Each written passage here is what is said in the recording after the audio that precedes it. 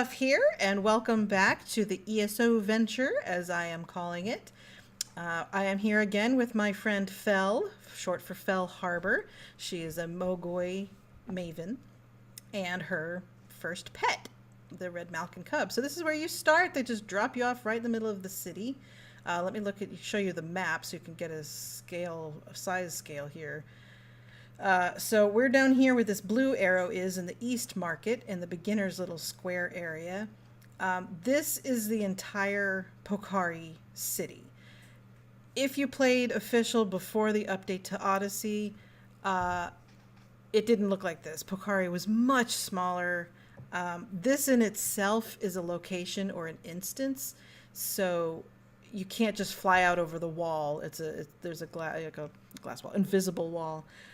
It kind of ruined some stuff. People used to like to PvP in old Pokari. Thanks to ESO0, or thanks to Zero, the owner of the private server, we can visit old Pokari to get you some feels. So we will have, eventually I'll take you guys over there and show you what it originally looked like and go over some of what made it really charming. For those of you in the know, the pig cart is sadly not in there. It's a very bare bones, just has a couple NPCs, no mobs or anything out in the open, but Anyway, but that's not here or there, and that's not right now. Let's get on with Fel Harbor and doing some of her beginning quests. Now, ESO0, or whatever, ESO, has the auto route ability, so I can click on a map and she'll automatically start walking to where I clicked. You can even click here. Obviously, you can use the WASD keys to move around. But anything that's highlighted green, if you click on it, it'll automatically route you there. I know some people in the MMO world that might find that super cheating, or, like, you shouldn't really be able to do that. It is super helpful. I don't care. This game, if you play WoW or like in Guild Wars 2 or a lot of other ones, that's not something that you can do.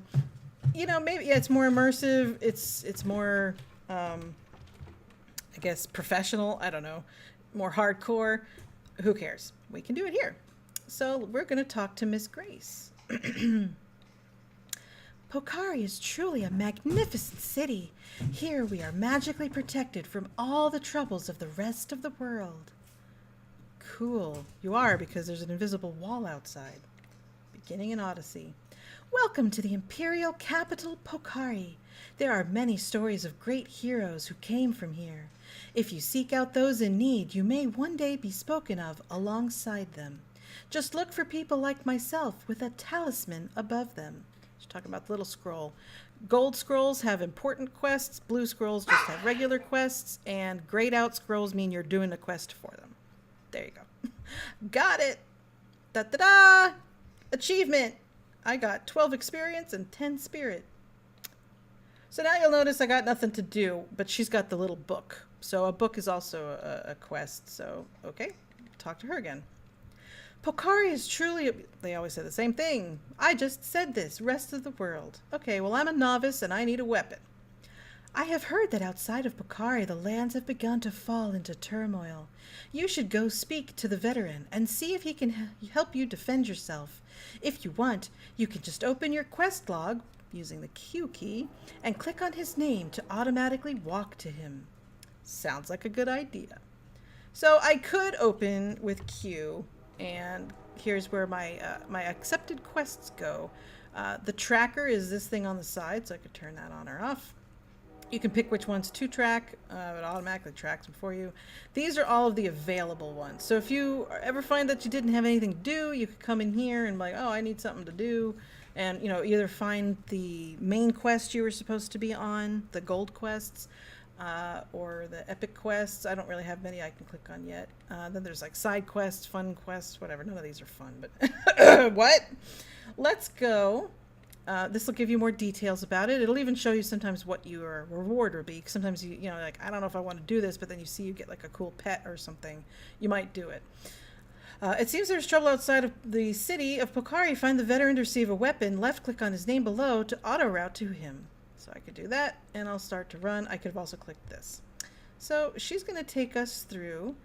This lady right here, I'll come back to her. She's the newbie guide. This is just for ESO 0. It was added in kind of like a jump start. It gives you, for those who know, a red banded yarn, a log of growth, and even some fashion at the very end that gives you a whole bunch of defense and stuff like that. So it was really kind of like pushing you along. I will come back to her, but I'm just going to do the quests that I'm doing now are original from ESO, the Odyssey version.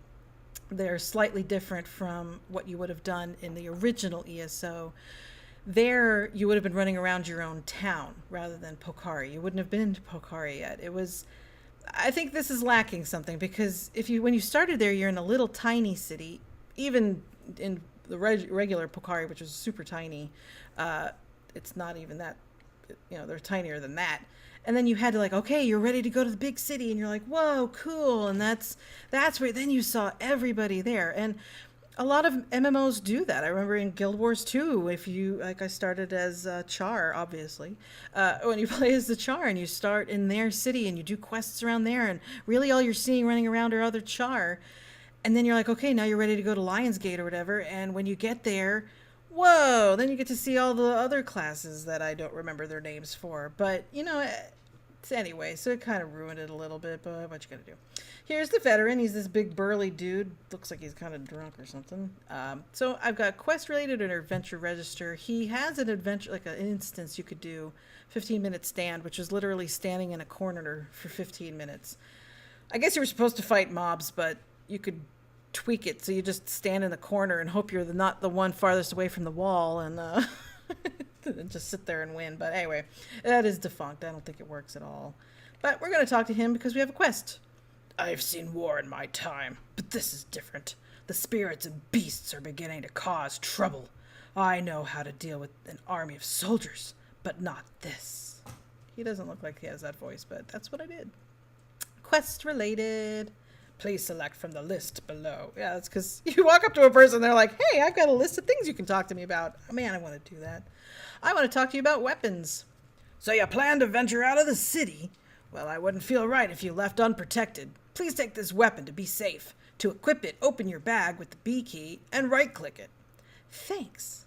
Oh, we leveled up because that was awesome. So now I'm level 2, and you can see I got this arrow. It means that I've got skills I can upgrade. Wow, somehow he leveled again. What the heck happened? I'll get to that in a second. You can see the pet. Any pet that you have, let me open the pet menu, equipped. You can fuse with the pet. I'll get to that later. Or have them summoned. They will get experience. So if you can have 2, you can have one summoned and one fused, and then you can split. Like if you want the one that you're fused with to get all of the percentage, or you can't do all, but most of it, you can fix it. So anyway, so as I level, so does my pet, which is really cool. So I got, you can push B to open the bag or click the little icon. I got my weapon. It is a wooden scepter, level 1. Woo! Okay, great. So I'm going to right click it, and now I'm wearing it. So let me come over here. Now you can see I fly. I wasn't flying before, so I lied when I said they're always flying. I guess it's their weapon makes them fly. So there she is, not without any weapon on her back.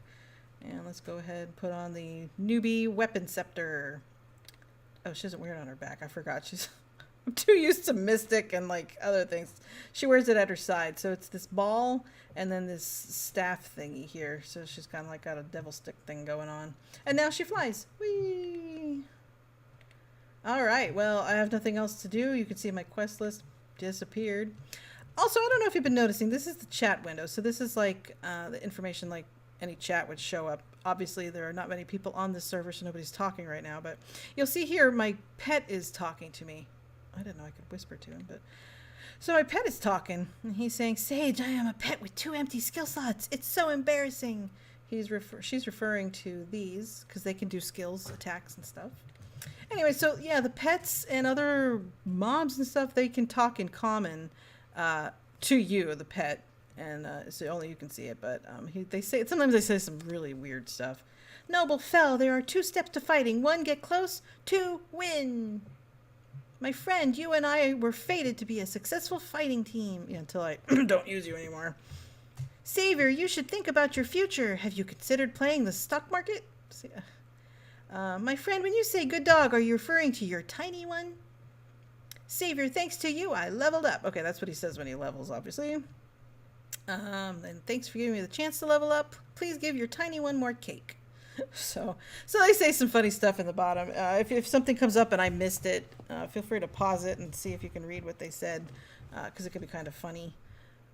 Anyway, so I have my weapon. I have nothing else to do, so let's talk to the veteran again. He says the same crap. So quest related. Please select from the list. Pets. You will need more than just weapons to protect yourself. Speak to the hunter Roar to learn how to fully use pets before you leave the city. Definitely. So I'm just going to click that. And then we can watch... Whoops, sorry. Watch me fly in my underwear. Yeah, she doesn't have any gear on right now. This is just their standard outfit. You can see my little guys following me. We're going to come over here and talk to Roar the Hunter. Now, this might look familiar to original ESO player. You didn't really route me right, but this is pretty much unchanged. Just just plopped from the old ESO, this area. Just plopped into a corner here with all the pet people around. It used to be kind of cool, but, whatever, they ruined it. But all right, let's go talk to Roar real quick before I have to call it an episode. In a perfect world, there would be no need for my bow.